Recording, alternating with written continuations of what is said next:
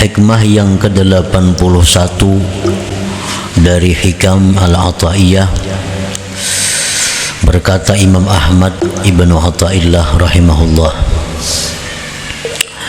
rubbama a'taka famana'aka wa rubbama mana'aka fa'ataka. Kadang-kadang Allah Subhanahu wa ta'ala itu memberi kepada engkau,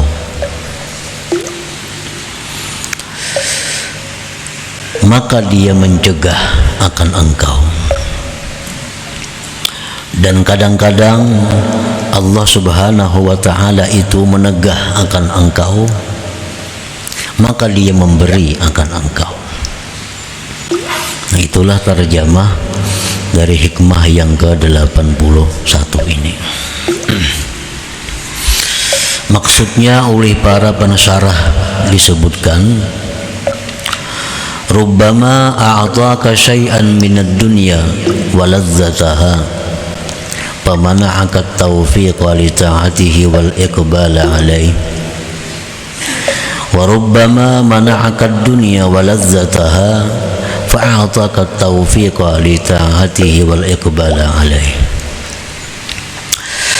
Kadangkala Allah Subhanahu wa ta'ala memberikan kepada engkau sesuatu daripada dunia dan kelezatannya, maka dia cegah engkau mendapatkan taufik untuk taat kepadanya dan berhadap atas Allah. Artinya, ada orang yang diberi Allah dunia, kesenangannya, kelezatannya, tetapi orang ini tidak diberi Allah taufik untuk taat kepadanya, sehingga kehidupan orang ini selalu disibukkan dengan mengurusi dunia dan kelezatannya, lupa mengabdi, lupa beribadah kepada Allah Subhanahu wa ta'ala. Nah, kadangkala Allah memberi engkau sesuatu daripada dunia dan kelezatannya. Hari ini kita dapat satu keuntungan dunia, tapi tanpa kita sadari, keuntungan yang kita dapat itu meninggalkan kita lupa wirid yang selama ini kita laksanakan. Kita dapat keuntungan dunia yang besar, tanpa kita sadari kita ketinggalan sembahyang berjamaah yang biasa kita laksanakan. Nah, ini yang maksudnya. Kadang-kadang Allah beri engkau dunia, tetapi Allah mencegah engkau daripada taat kepadanya dan berhadap kepadanya. Allah beri engkau keuntungan dunia, kemuliaan dunia, kita ambil, tetapi kita terhalang melakukan banyak kebaikan yang biasa kita lakukan sebelum mendapat keuntungan dunia itu. Wa rubbama mana'aka ad-dunya wa ladzataha, dan kadang-kadang bisa Allah mencegah engkau dunia dan kelezatannya. Dunia tidak diberi Allah, selalu rugi, selalu susah, selalu sakit, selalu rusuh. Maka Allah beri engkau taufik untuk taat kepadanya dan menghadap atasnya. Nah, ada orang yang diberi Allah kesusahan dunia, tapi dengan kesusahan itu dia diberi Allah taufik, lalu dia berhadap kepada Allah. Orang yang dulunya sakit, sihat, lupa kepada Allah. Begitu dia sakit, nah, lalu dia berhadap kepada Allah, banyak berzikir, banyak bersalawat. Nah, ini ngarannya dicegah daripada kelezatan dunia, tapi di sisi lain Allah berikan dia taufik untuk berhadap kepada Allah Subhanahu wa ta'ala. Ada orang yang dulunya disibukkan dengan mengurusi harta bendanya, dimusnahkan oleh Allah harta bendanya. Nah, dengan musnah harta bendanya itu, lalu dia menuntut ilmu, lalu dia mengabdi kepada Allah. Nah, ini yang kedua. Allah cegah kepadanya dunia, tetapi Allah berikan dia taufik, Allah berikan dia hidayah untuk berhadap kepada Allah Subhanahu wa ta'ala. Nah, para muhibbin rahimakumullah, orang yang dulunya kada pernah bersedekah, kikir, nah kemudian diberi Allah dia kesusahan dunia, kehilangan umpamanya, atau kerampukan,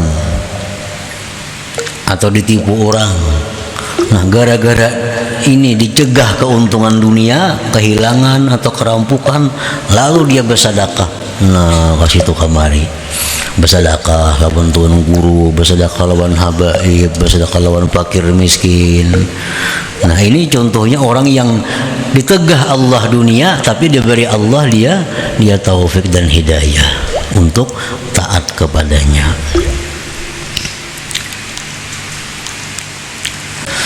Al-ghalibu 'ala an-nafsi an tambasita bil 'ata wa tanqabida bil mana'. Kebiasaan nafsu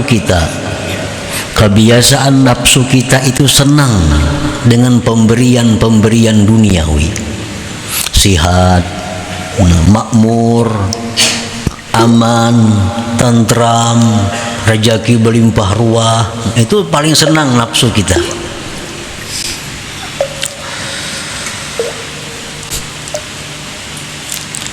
Watang kabida bil mana, dan kebiasaan nafsu kita itu menjadi sempit, menjadi susah dengan ditegah. Nah, begitu kita sakit, begitu kita rugi, begitu kita merasa takut, nah nafsu kita ini merasa sempit, nafsu merasa susah, ingkibat. Nah, itu memang tabiatnya nafsu kita. Kenapa nafsu kita itu gembira? Kenapa nafsu kita itu suka dengan pemberian yang sifatnya duniawi? Dan nafsu kita tadi menjadi sedih, menjadi susah, sempit dengan ditegah yang demikian. Lianna fil 'ata muta'ataha wa syahwataha, karena pada pemberian duniawi itu kesenangan nafsu dan syahwatnya, tasalur. Anak makan nang nyaman-nyaman kan duitnya ada, tersalur. Anak nukar nang baik-baik duitnya ada, tersalur. Nah, itu paling disenangi oleh nafsu. Wafil man'i, dan pada dicegah, tarkahu zuziha wa qat'a mawaddiha. Nah, dicegahnya daripada kelebihan duniawi itu adalah merupakan meninggalkan bagian-bagian nafsu dan memutuskan bibit-bibit nafsu. Pantas nafsu kita ini susah, nafsu kita ini sedih bila mana kita ditegah Allah daripada duniawi. Itu pantas saja, karena kadakawa menyalurkan kehendaknya. Hendak makan nyaman-nyaman, duitnya kadada. Hendak pakaian yang baik-baik, duitnya kadada. Hendak itu pemantang kadakawa memakan. Nah,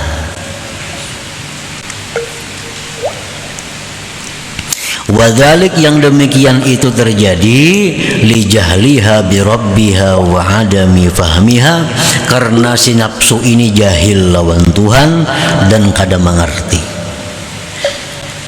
Kenapa nafsu kita ini suka berlimpah ruah rezeki? Kenapa nafsu kita ini suka bila mana sihat, makmur, aman?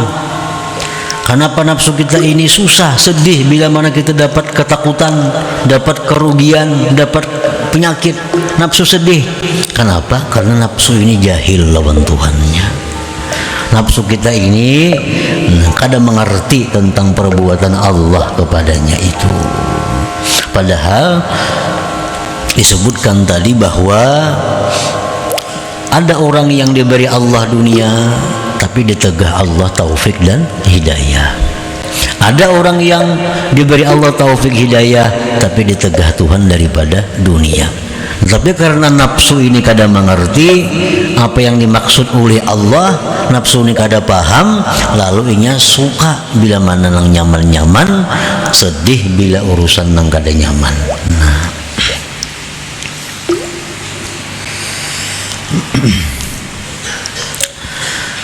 Farubbama ataka ma tashtahihin nufus famana'aka bidzalika hadratal quddus. Kadang-kadang Allah berikan engkau sesuatu yang disenangi nafsu, tetapi dengan demikian itu Allah cegah engkau hadratal quddus, hadrat Allah. Wa rubbama mana'aka ma tashtahi nafsuka, dan kadang-kadang Allah cegah kepada engkau sesuatu yang menyenangi akan dia oleh nafsu engkau. Fayatimmu bidzalika huduru nafsik huduruka wa unsuk, maka sempurna dengan demikian hadir hati engkau dan jinaknya engkau. Kadang-kadang Allah memberikan kita apa yang dikehendaki nafsu kita. Apa yang kita hendak tampina kabul, yang kita hendak ada, tanpa kita sadari bahwa itu melalaikan kita daripada hadrat Allah. Kadang-kadang Allah mencegah sesuatu yang dikehendaki nafsu. Nafsu hendak sihat, kada saling sihatan. Nafsu hendak sugih, kada saling sugihan. Tetapi dengan demikian Allah berikan kepadanya hadir hati lawan Allah dan jinaknya hati dengan Allah. Nah, selama ini banyak zikirnya 10.000 sehari. Orangnya penggeringan sudah. Nah, ditilam, berkursi roda, zikir 10.000 sehari sudah. Hatinya ingat lawan Tuhan. Berobat kemana aja kada mau lagi ampe. Berdoa kada mau jua kabul. Nah, Tuhan sudah sayang lawan orang ini karena sudah jinak hatinya dengan Allah. Amunnya sihat belum tentu berzikir 10.000 sehari. Hanya gagah nih kayak dahulu, mana ingat di zikir ada, di kursi roda, nah hanya kasih pisahan lagi tasbih.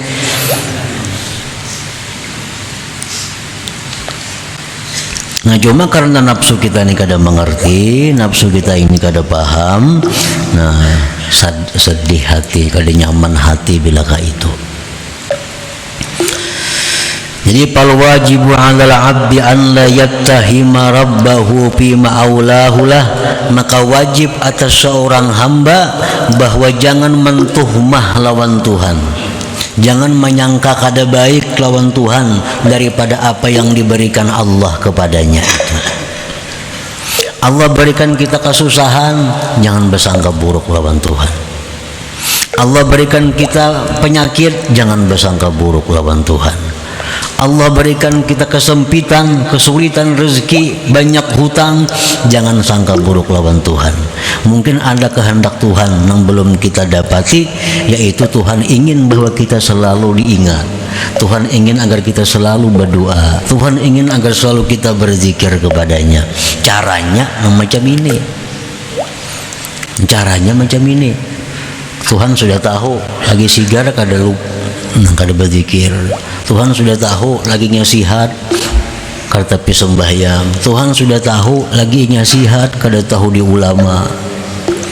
Karena Tuhan sayang lawan orang ini, nah Tuhan lumpuhkan inya, baik badannya atau hartanya lumpuh.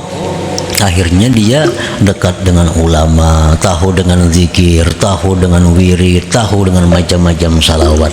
Nah, itu kehendak Tuhan demikian. Jadi kesusahan, kesempitan, jangan mentuhmah lawan Tuhan. Nah, kenapa nangka ini aku? Nah, jangan kah itu. Itu perbuatan yang sangat tercela. Fakam min unasin atahumullahu al-malal katsir fanqalabal mal wabalan alaihim. Berapa banyak manusia yang diberikan Allah Ta'ala harta yang banyak, maka berbalik itu harta menjadi bencana atas mereka. Banyak pada itu manusia, banyak manusia nangka itu. Begitu diberi Allah harta yang banyak, harta itulah yang mencelakakannya.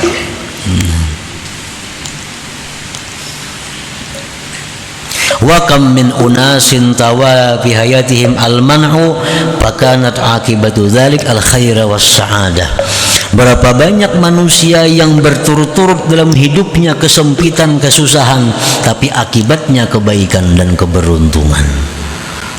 Banyak orang yang begitu sakit, nah begitu sudah jatuh, akhirnya dia kembali kepada Allah. akhirnya dia suka ibadah, akhirnya merasa nyaman dengan zikrullah. Nah, banyak.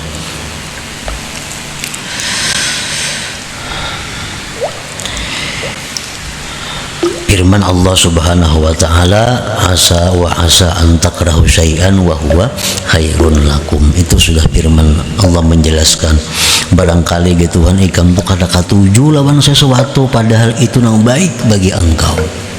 Kita kada katuju, kada susah, tapi siapa tahu itulah yang membawa kita surga. Kita kada katuju lawan penyakit, tapi kita kada tahu barangkali penyakit itu nang mengantar kita ke surga. Ada tahu. Wa asa an takrahu syai'an wa huwa khairun lakum. Wa alaihi an la yaj'ala ad-dunya wa lazzataha wa 'izzataha 'alamatan li hubbillahi lahu wa ikramih. Wa daikal 'aishi 'alamatan li ihanatillahi lah. Dan atas seorang hamba itu pula wajib atas seorang hamba bahwa dia tidak menjadikan dunia, kelezatannya, kemuliaannya sebagai tanda cinta Allah dan kemuliaan Allah, dan menjadikan susahnya hidup sebagai tanda penghinaan dari Allah. Nah, jangan sampai itu. Jangan beranggapan bila orang sugih itu orang dimuliakan Allah. Jangan beranggapan bila orang nang kada saling garingan itu nang dimuliakan Allah. Jangan. Itu wajib, jangan demikian. Untung bana si anu tu jarinya kada sing garingan. Kada untung itu. Jangan dianggap untung. Untung bana si anu tu rezekinya berlimpah ruah siang malam datangan. Jangan dianggap untung. Wajib jangan menjadikan dunia kelezatannya itu sebagai tanda bahwa kecintaan Allah dan kemuliaan dari Allah. Dan susahnya hidup jangan dijadikan Allah menghinakan. Jangan dijadikan. Ngapa kasidin itu bakal ahli ibadah ya, tapi sakit hidup kasihan benar. Nah, seolah-olah kekayaan itu jadi tanda disayangi Allah. Orangnya pak amal, penyembahyang, tapi begaul, sandu pulang, tapi hidupnya susah. Kenapa? Karena di mana kasalahnya si dintu? Kalau kayak itu, jangan kayak itu beranggapan.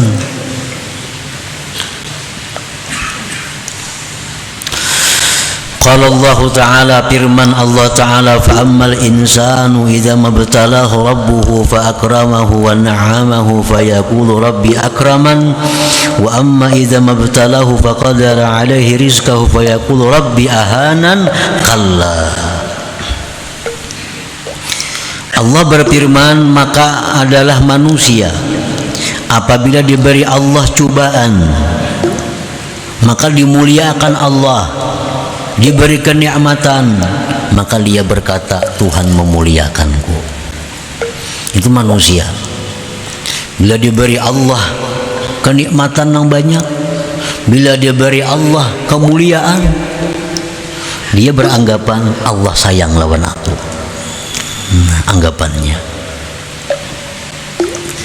Adapun bila mana dia diberi cobaan, apabila diberi cobaan dengan kesempitan rezeki, maka dia berkata Rabbi ahanan, Tuhan menghinakan aku. Kalla, jangan demikian jar Tuhan, jangankah itu. Orang yang aku kayakan, orang yang aku makmurkan, belum tentu itu orang yang aku sayangi. Orang yang hidupnya susah, hidupnya sakit, belum tentu orang itu orang yang kuhinakan.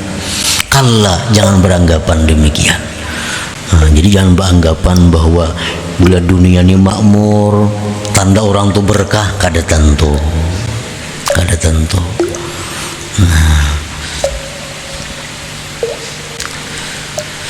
Nah, jadi kesimpulan dalam hikmah yang ke-81 ini ada dua perkara. Yang pertama, bahwa jangan sekali-kali kita mentuhmah lawan Allah, menyangka kada baik lawan Tuhan terhadap apa yang Allah berikan kepada kita. Jangan sangka yang kada bagus. Satu itu. Yang kedua, jangan menjadikan kekayaan, kemakmuran dunia sebagai tanda kasih sayang Allah. jangan menjadikan kesusahan dunia sebagai tanda kehinaan dari Allah. Nah, jangan sampai demikian.